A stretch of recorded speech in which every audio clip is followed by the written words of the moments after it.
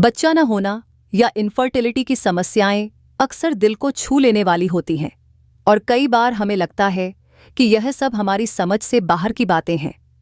लेकिन आज हम इसे एक आसान तरीके से समझेंगे।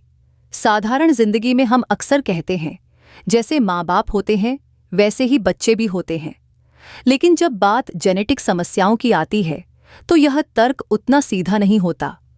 कई बार इनफर्टिलिटी की वजह जेनेटिक हो सकती है और इसका मतलब ये है कि हमारे डीएनए में कुछ बदलाव हो सकते हैं जो बच्चे होने की प्रक्रिया को प्रभावित कर सकते हैं।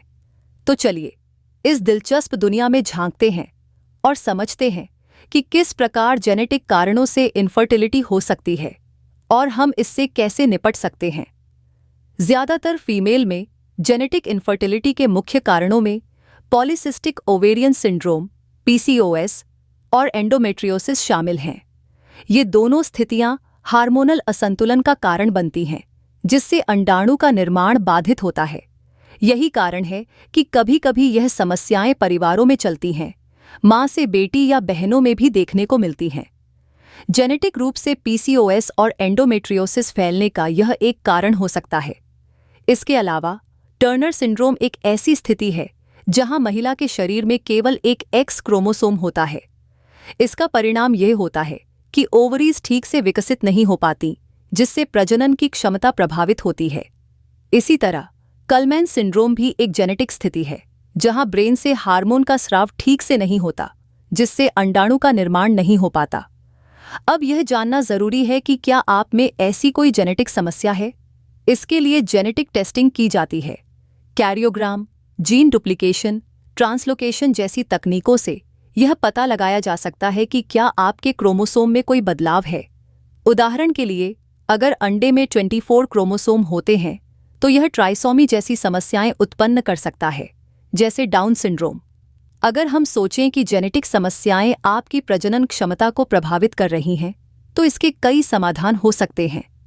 IVF, इन विट्रो फर्टिलाइजेशन, एक विकल्प हो सकता है जिसमें आपके एम्ब्रियो की टेस्टिंग की जाती है। अगर एम्ब्रियो ठीक नहीं है तो उसे नकारा जा सकता है। इसके अलावा डोनर एग या डोनर स्पर्म का उपयोग भी किया जा सकता है। यदि आपका यूट्रस ठीक नहीं है तो सरोगेसी की मदद से बच्चे को जन्म दिया जा सकता है। हमारे शरीर की प्रजनन क्षमता को ठीक रखने के लिए प्राकृतिक उपाय भी होते हैं। प्राकवेदा शिलाजीत एक ऐसा विकल्प है जो शरीर की सेहत को सुधारने में मदद कर सकता है। शिलाजीत का उपयोग करने से शरीर की संपूर्ण सेहत में सुधार आता है और यह प्रजनन क्षमता को भी बेहतर कर सकता है।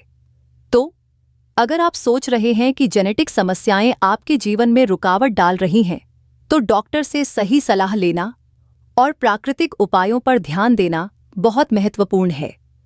इसके साथ ही जीवन शैली में छोटे बदलाव और स्वस्थ आदतें भी आपके लिए फायदेमंद हो सकती हैं।